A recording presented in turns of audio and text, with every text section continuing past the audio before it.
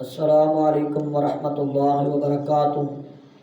نحمده ونصلی علی رسولہ الکریم، اما بعد فاعوذ باللہ من الشیطان الرجیم، بسم اللہ الرحمن الرحیم۔ فاما من اعطى واتقى وصدق بالحسنى فسنيسره لليسرى، صدق اللہ العظیم۔ حضرات گرامی قدر، عمل صالح میں آسانی کے اسباب کی آج تیسری نشست اور تیسرے درس کے لیے اللہ رب العزت کی توفیق سے میں آپ کے سامنے حاضر ہوں۔ تو عمل صالح کی آسانی میں جو اسباب ہیں اس میں سے دو اسباب ذکر کیے جا چکے ہیں، فراخ دلی اور تقوی۔ آج انشاءاللہ تیسرا سبب ذکر کرتے ہیں، وعدوں کی تصدیق اور ان پر مکمل یقین، یعنی اللہ کے وعدوں کی تصدیق اور ان کے اوپر مکمل یقین، یعنی ہم حکمرانوں کے وعدوں پر، غیروں کے وعدوں پر، شیطان کے وعدوں پر، ان چیزوں کے اوپر ایمان لے آتے ہیں، بار بار لٹتے رہتے ہیں، لیکن اللہ کے وعدوں کے اوپر ایمان لانا۔ عمل صالح میں آسانی کا تیسرا اہم سبب ہے وعدوں کی تصدیق کرنا۔ فَأَمَّا مَنْ أَعْطَى وَاتَّقَى، اللہ کے دیے ہوئے سے خرچ کرنا، تقوی اختیار کرنا، وَصَدَّقَ بِالْحُسْنَى، اس کے حسنہ کی تصدیق کرنا، اس کے وعدوں کی تصدیق کرنا، اس کے وعدوں کے اوپر یقین لانا پورا۔ تو کسی بھی کام کی آسانی کے لیے یقین انتہائی ضروری ہوتا ہے۔ تو یقین اس بات کے اوپر کہ اللہ کا وعدہ کوئی جھوٹا نہیں ہے، اللہ رب العزت نے جتنے وعدے بتائے ہیں ان وعدوں کے اوپر عمل کرنے کے ساتھ ہی انسان کے لیے آسانیاں پیدا ہوں۔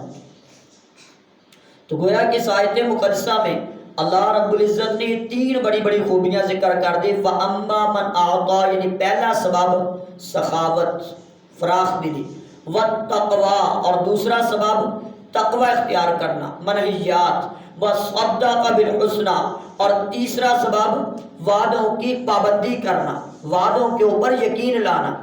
تو تین قوتیں گویا کہ انسان میں، خرچ کرنے کی قوت، روک لینے کی قوت، علم و فہم اور ادراک کی قوت۔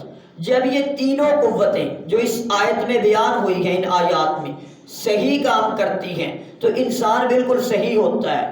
اس کی تینوں صلاحیتوں کا صحیح کام کرنا عمل صالح کا سبب بنتا ہے، اخلاق کا سبب بنتا ہے، اخلاص کا سبب بنتا ہے، لوگوں کے لیے آسانیوں کا سبب بنتا ہے، اپنے لیے آسانیوں کا سبب بنتا ہے، جنت کے راستے آسان ہوتے ہیں۔ اگر ان تین صلاحیتوں کے اندر غلط استعمال کرتا ہے، ان کا ٹھیک نہیں کرتا، اگلی آیات میں فرمایا وَأَمَّا مَنْ بَخِلَ وَاسْتَغْنَىٰ، جس نے بخل کیا، کنجوسی کی، واستغنا، بے پرواہ ہو گیا، اللہ رب العزت سے نہیں ڈرا، وَكَذَّبَ بِالْحُسْنَىٰ، اس کی تصدیق نہیں کرتا ہے، اس کے حسنہ کی تصدیق نہیں کرتا ہے، فَسَنُيَسِّرُهُ لِلْعُسْرَىٰ، ہم اس کے لیے راستے کو تنگ کر دیتے ہیں۔ تو تنگ کر دینے کی وجہ سے تو ہم اس کے لیے راستے کو تنگ کر دیتے ہیں، کس وجہ سے؟